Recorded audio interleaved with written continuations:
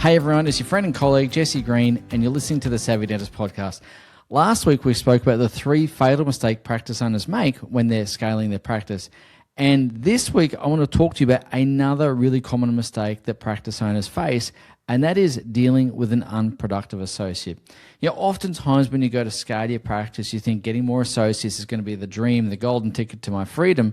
But of course, it doesn't always work out that way. You're hoping about taking a proper holiday, you're talking about being able to switch off, you think you're going to be able to hand things over, but sometimes you're actually drawn further into the weeds than you were before the associate ever got there. And you're wondering, is it you? Is it them? Is it the practice? What's going on? So today, I want to unpack the 3 big reasons why dentists are often unproductive. There's 3 core problems that they face, and it's a real drama because, again, no matter what the cause, the end result is the same, and that is you don't get the leverage you're looking for. So let's get into these 3 main reasons why associates really fail, because it's really bad luck. And there's some strategies that I want to share with you that will hopefully help you resolve your issues there. So the first problem that we hear about is the associates constantly complaining about gappy books or asking for more new patients, or that the marketing is not working.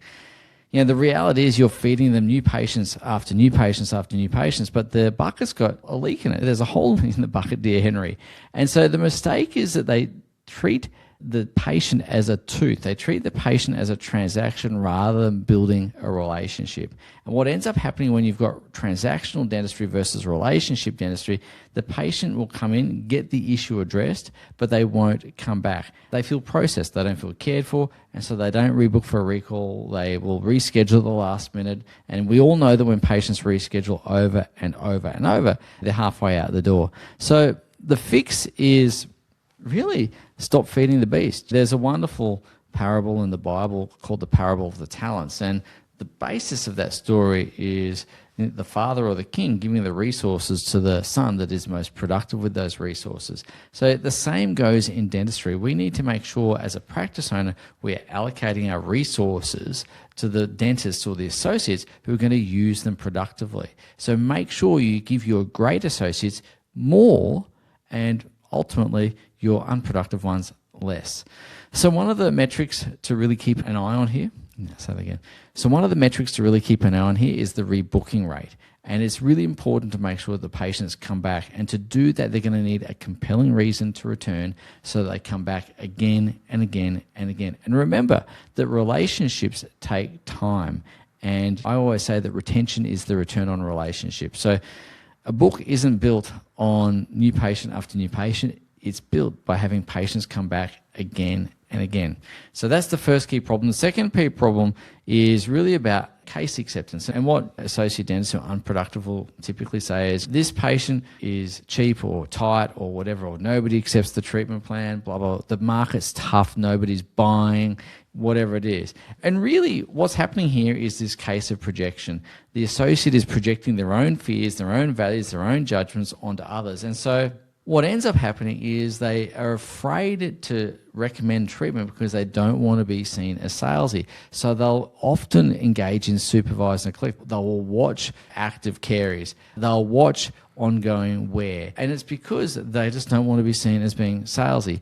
Now, the other problem around this, of course, as well, is there's the diagnosis and then there is the offering of the treatment. And typically when it comes to the diagnosis, if dentists are not confident doing treatment, typically they're not going to diagnose it. They might not even see it, but they're not going to diagnose themselves into pain. They're not going to recommend treatment that's going to take them out of their comfort zone and make them feel comfortable. You never sell yourself into pain. So what they'll do is in those circumstances, even if they do diagnose it, the presentation is going to be weak. We could maybe do a crown, but we could wait on that for a while. We can watch it for a little bit longer. And of course, the patient here is great. I can watch it. And so if the dentist isn't confident, the patient won't be confident either. And they can feel it, right? So if the dentist isn't confident, the patient's not confident, there is absolutely no hope that treatment is getting accepted.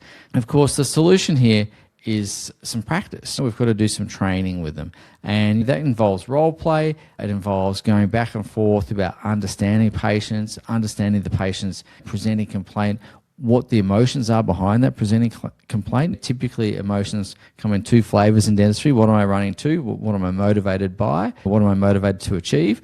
Or what am I running from? What are my concerns, fears, frustrations, and so on? What are the problems I want to solve? And so the dentist needs to be very clear about what are the emotions running through the patient as they present to the dentist and talk about this particular issue. So again, the mindset shift is helping them understand the patient as a person, not just as a set of teeth. The patient as a person comes not just with teeth, but with emotions and feelings and thoughts and so on. And the dentist, they need to treat the patient, not the teeth. Now, the third problem really is, I guess, the dentist who's really slow. They're perfectionistic in nature and they'll take forever to do something. They're constantly running late. They're constantly working in lunch. They're stressed out and they're often burning out your good staff because they're really trying to do it right.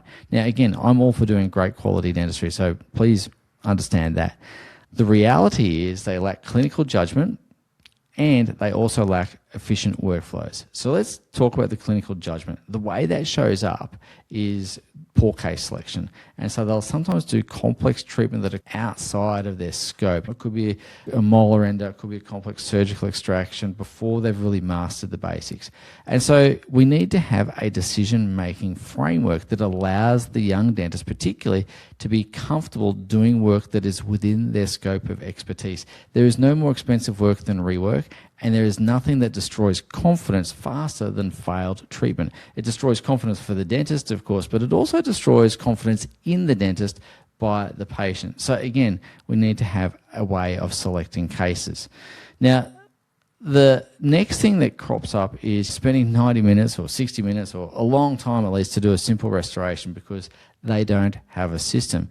And so what's really interesting to understand is that you'll see these dentists, they'll be changing their burr 5 times, putting the handpiece into the receptacle, picking it back up again, putting it back down, picking up the triplex, picking up the mirror, doing whatever it is. They're fiddle-faddling around. And it's because they don't have a system. So the fix here is really to make sure that for the moment they're sticking within their scope of expertise, because it's better to be really confident doing bread and butter dentistry and do that really well and get faster at it, build those processes, build that confidence before you start taking on more complex treatment. And one of my lecturers at university used to say to one of the guys in the cubicle next to me, anyone can do fast dentistry, but can you do fast dentistry and high quality dentistry together? And that's really the key. You still got to do high quality dentistry. It can't just be slapdash. So I guess the question is, if you've got an associate dentist, really what are the choices that you have? You've got a few tools at your disposal.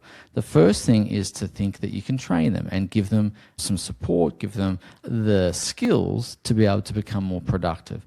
And I think that's really incumbent upon all of us to train our team really well, give them the opportunity to rise up to the occasion. As we say, manage them into the role. And so training is going to be an important part of this. The second thing you can do is to tolerate underproductive dentists. Now, I don't think that's great because ultimately you've then got a resource sitting there that is not being used productively. You've invested your capital, you've bought assets, you've marketed to get patients through the door, and the resources aren't being used very well. And that kind of ties back into the mistakes we spoke about last week. And so it's very important that your role as a business owner, you've got to understand your job is to build assets and then have those assets produce a return to you. So you do need to have your associates produce, right? So tolerating, it probably avoids confrontation, but it absolutely doesn't solve the issue. Now, the third option is if you've exhausted everything else, you may find yourself with the difficult decision of cutting the cord, terminating someone. And that is a tricky one. And that's actually what we're going to discuss in next week's episode. It's the episode that I hope you'll never need, but it's the one you absolutely need to hear. So tune in next week when we talk about how to delicately, skillfully, carefully, and respectfully let someone go from the practice. Take good care. Have a good week. See you then. Hey everyone, it's Jesse here. I hope you enjoyed that episode of the podcast. If you're looking for some more tools, some more insights, some more inspiration to help you create a practice that you love, as well as a life that you love, well, head across to savvydentist.com and check out all the goodies that we have there waiting for you right now.